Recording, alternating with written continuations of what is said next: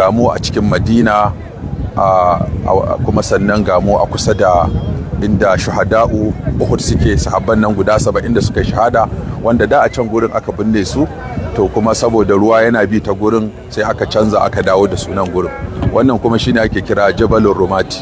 Waɗannan sahabbai guda 50 da Annabi sallallahu alaihi wasallam ya ce su hau kan wannan dutse, ko da sun ga an yi nasara da mu ko muke nasara kasa sakko, amma saboda jarabawa ta Allah, wato da suka ga kafirai sun gudu suna zubar da dukiyarsu sai suka wato sakko. Wannan sakkowa ce ta jawo aka samu jarabawa. Allah ta'ala a cikin alkur'ani ya saukar da aya tun da 58 ayoyi 58 a cikin suratu Ali Imran, tun daga gurin da yake cewa wa izga dauta min ahalika tubawu'il mu'minina maqa'ida lil qital wallahu sami'un alim, har izuwa da yake cewa ma kana Allahu liyadhara al mu'minina ala ma antum alayhi hatta yamiza al khabisa min at tayyib.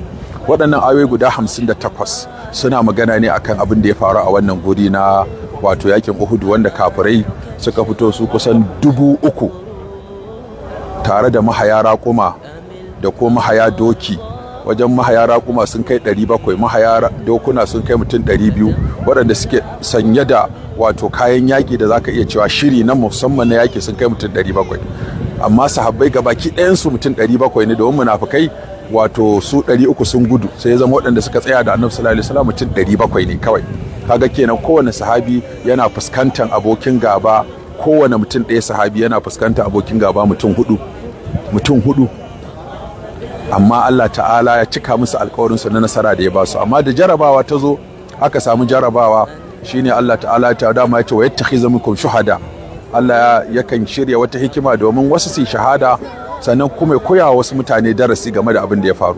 Da lokaci ya kamata in zo Madina ne kamar wata guda na ba da darussa kusan 100 akan abubuwan da suka faru na wajen yaƙuƙuwan manzo Allah sallallahu alaihi wasallam. Amma yau da gobe insha Allah a cikin shirinmu na TV na Salsabil da kuma Zamzam TV ɗinmu insha Allah wata ran zan zo in zauna wata guda domin abu gurare daban-daban, loko sako a ga abubuwan da suka faru da mu ɗauki darasi ɗaya zan ba mu yau a wannan guri, shine kissar wato Hanzalatu gasilul mala'ika. Kowa yana ji ana cewa Hanzala gasilul mala'ika, wani sahabi da mala'iku suka yi masa wanka. Ina jin malum ka taɓa jin wannan kissar ko? Ina jin shi ma ɗalibi Sadiq ya taɓa jin wannan kissa. Wato shi lokacin da Annabi sallallahu alaihi wasallam ya shigo Madina, ya tarar da mutane kamar kace kashi-kashi. Akwai da Ausu da Khazraj, akwai kuma Yahudawa, Banu Quraiza, Banu Qainuqa, Banu Nadir, sannan akwai kuma al'umma da yawa, wasu sun musulunta, wasu kuma suna nan akan addinin su na gargajiya, wasu kuma suna Yahudanci, sannan wasu kuma wato sun raba kafa, su la ilaha illa wa la ilaha illa. To shugaban yan ha'ula'i wa la ilaha illa din lahu minkum wa la minhum shine akwai Abdullahi bin Ubay bin Salul. Akwai mataimakin sa da ake kiransa Abu Amir Ar-Rahib, wanda daga baki kiransa Fasik. To waɗannan mutane sun nuna Annabi kiyayya, da shi Abu Amir Ar-Rahib da kuma shi Abdullahi bin Ubay bin Salul sun nuna Annabi kiyayya ta ƙarshe. Amma Allah cikin ikonsa sai ya zama a cikin su kuma kowa ɗansa ya musulunta. Shi wancan babban munafiki Abdullahi bin Ubay bin Salul, akwai ɗansa Abdullahi bin Ubay bin Salul, akwai yarsa Jamila binta Abdullahi bin Ubay bin Salul.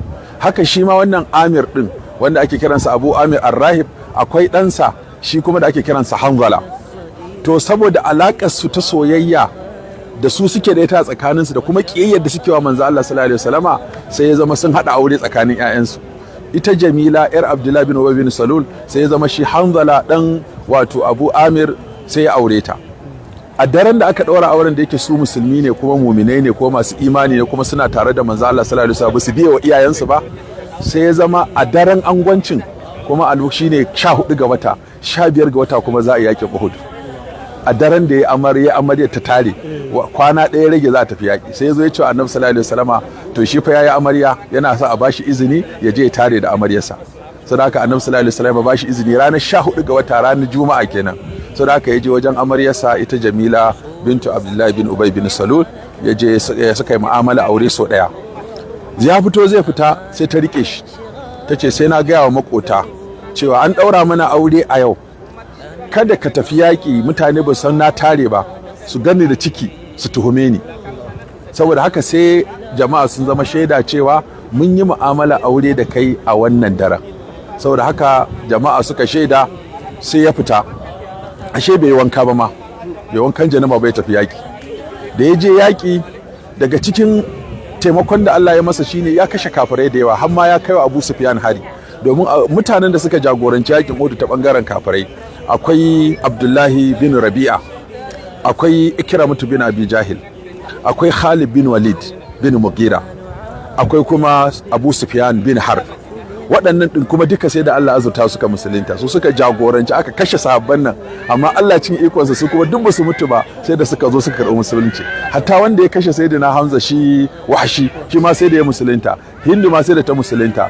Jubairu bin Mut'im shi ma wanda ya turo Wahshi ya kashe Hamza, shi ma sai da ya musulunta. Allah cin ikonsa duk waɗannan bangarori sun karɓa addinin musulunci.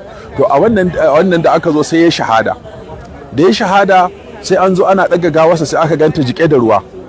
Sai annabi sallallahu alaihi wasallam aka tambaye, sai ya ce ai mala'iku ne suka yi masa wanka, saboda lokacin da ya fito daga gida ya fito da janaba, shine mala'iku suka yi masa ainihin wato wanka.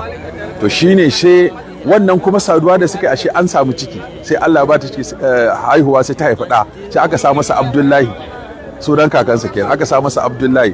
Wannan Abdullahi in ya tashi yana takama yana cewa ni ne dan sahabin da mala'iku suka yi masa wanka lokacin da ya shahada da janaba mahaifiyarsa. To kaga Allah cin ikonsa, shi Abu Amir Ar-Rahib, wanda ake kiransa Fasik, shi ya bada gudunmawar mutum 50 a yaƙi manzo Allah sallallahu alaihi wasallama, ko ma ana zargin shi ne wanda ya zo da gatari ya kai wa annabi sallallahu alaihi wasallama sara aka. Wannan mutum mukin annabi ne sallallahu alaihi wasallama sosai, amma kaga Allah ya azurta ɗansa da shiga addinin musulunci. Haka nan kuma shi Abdullahi bin Ubay bin Salul, ga yarsa Jamila musulma ce ta arziki, ga ɗansa Abdullahi bin Ubay bin Salula, shi ma mutumin kirki ne, wanda har ma akwai lokacin da ya nemi izinin manzo Allah sallallahu alaihi wasallama, ya ce ya Rasulullah, in dai ubana yayi abin da za a kashe shi kuma ya cancanci a kashe shi, ni ya kamata ka sa na kashe shi ba wani ba, domin kada wani ya kashe shi in gan shi in dinga jin haushi, amma in ni na kashe shi saboda musulunci to ba zan ji wannan damuwar ba. Wato jama'a, wannan ya nuna mana yadda sahabban annabi sallallahu alaihi wasallama Allah ya azurta su da imani, ya azurta su da san manzon Allah, ya sa su da kishin musulunci, ya sa su da wato bayar da rayuwarsu. Dama sahabbai sun bambanta da abu hudu. Na farko imaninsu da suka yi da Allah, Allah yana kiransu masu imani har a gurare kusan 89 ko da 8 a cikin Alkur'ani. Sannan na biyu wato ibada, mutane ne masu ibada. Sannan na uku jihadin kare addinin musulunci da yaɗa shi. Sannan kuma ilimi da suka samu daga wajen manzon Allah sallallahu alaihi wasallama, da sallamawa da ba da dukiyarsu da rayukansu da lokacinsu domin yaɗa addinin musulunci. To da wannan arziki guda hudu da sabon annabi sallallahu alaihi wasallama suke da shi, sai Allah ya sa wa annabi sallallahu alaihi wasallama wani abu cewa duk wanda ya aibata annabi ko ya muzanta annabi ko ya yi wa annabi abin da bai kamata ba, baya yin karshe mai kyau. To da Allah ya ce inna shani aka huwal abtar. Haka duk wanda ya taimaki tauhidin da manzo Allah ya zo da shi, da sunnar da manzo Allah ya zo da shi, da addinin da manzo Allah sallallahu alaihi wasallam ya zo da shi, to Allah zai ɗaukaka shi. Shine Allah ya ce wa rafa'ana laka zikraka. Ma'ana tunda Allah ya ɗaukaka annabi, to duk wanda ya ba annabi sai ya ɗaukaka. Tunda Allah ta'ala ya ce duk wanda ya soki annabi sai ya kaskanta, to duk wanda ya soki annabi sai Allah ya kaskanta shi, ya kaskanta bayansa. To saboda haka sai ya zama waɗannan mutane da suka yaki annabi sallallahu alaihi wasallam sai Allah ya musu wanta goma shi. Yanzu dai kaga Asi dan Wa'il makiyin annabi sallallahu alaihi wasallam ne, amma ya haifa da Amr bin al-As ya musulunta. Abu Jahil makiyin annabi sallallahu alaihi wasallam ne, amma a cikin ƴaƴansa akwai Ikramatu bin Abi Jahil ya musulunta. Walid bin Mughira makiyin annabi sallallahu alaihi wasallam ne, amma ɗansa Khalid bin Walid ya musulunta. Haka nan Abu Lahab makiyin annabi sallallahu alaihi wasallam ne, amma akwai yarsa Durratu, akwai wani ɗansa Utba, akwai Utayba, akwai Mu'attib, shine bai musulunta ba. Biyu daga cikin maza sun musulunta da mace guda ɗaya. Haka nan kuma kaga waɗannan munafikai guda biyu da suka yaƙi annabi sallallahu alaihi wasallama, da shi Abdullahi bin Ubay bin Salul, ga ƴaƴansa guda biyu, ga Jamila ga Abdullahi. Haka nan Abu Amir Ar-Rahib, shi ma da bai musulunta ba, ga ɗansa Hanzalatu ya musulunta. Saboda haka Allah ta'ala tabbatar da wannan aya cewa inna shani aka huwal abtar.